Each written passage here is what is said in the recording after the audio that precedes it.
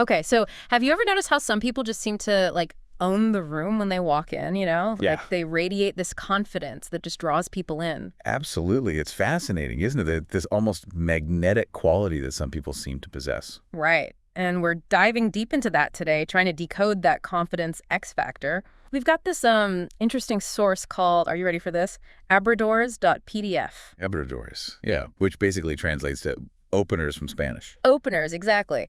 But let me tell you, this isn't your typical self-help guide. It's not about like polishing your small talk or anything. This one gets, well, a little more direct, shall we say. Definitely direct. Yeah. What I find intriguing is how it dives right into the psychology of attraction and social dynamics.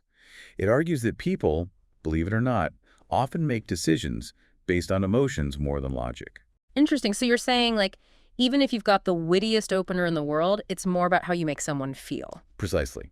It suggests that by, let's say, subtly influencing someone's emotional state, putting them in a positive frame of mind, you significantly increase the chances of a good interaction. Okay, see, now this is what I love about these deep dives. Yeah. It's like we're getting a backstage pass to how social interactions really work, you know? Exactly. And this source takes it a step further. It actually provides concrete examples. Oh, yeah. Like what? Give me the good stuff. All right, so picture this. You're meeting someone new, and instead of the usual, hi, how are you? You try something bolder like, what are the chances of us meeting here? Whoa, okay. That's definitely different. Right. Or even something playful like, are you always this much of a psychopath? I know it sounds crazy when you say it out loud. That's definitely out there. But I kind of see what they're going for. It's memorable, that's for sure. But does it actually work? Well, that's the thing. The source argues that it's not necessarily about the exact words. Okay, so there's a method to the madness then. Exactly.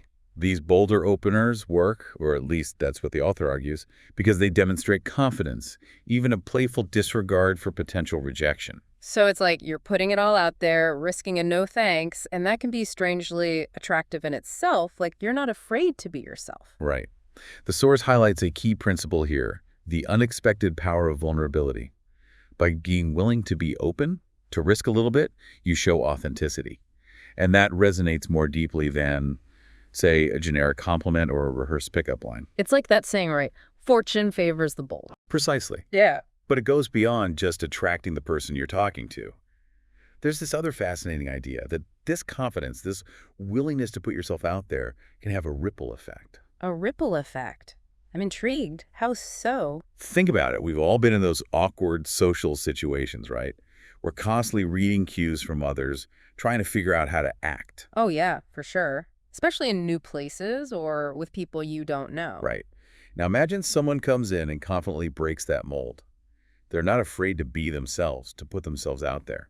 The source suggests that this can subtly inspire others to do the same, to be a little bolder, a little more genuine. Wow, that's actually really cool. It's like that person is giving everyone else permission to just be themselves, too. Exactly. It challenges those unspoken social norms and encourages others to step outside their comfort zones. So, in a way, it's not just about one interaction. It's about shifting the entire energy of a room, maybe even in a small way. Exactly.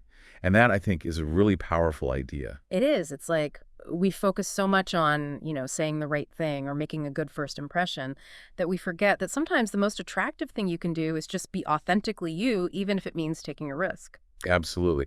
And that makes me think, in a world that often feels obsessed with playing it safe, where does genuine connection truly begin? Where do we find that balance between putting ourselves out there and being respectful of others? That's something for you to think about.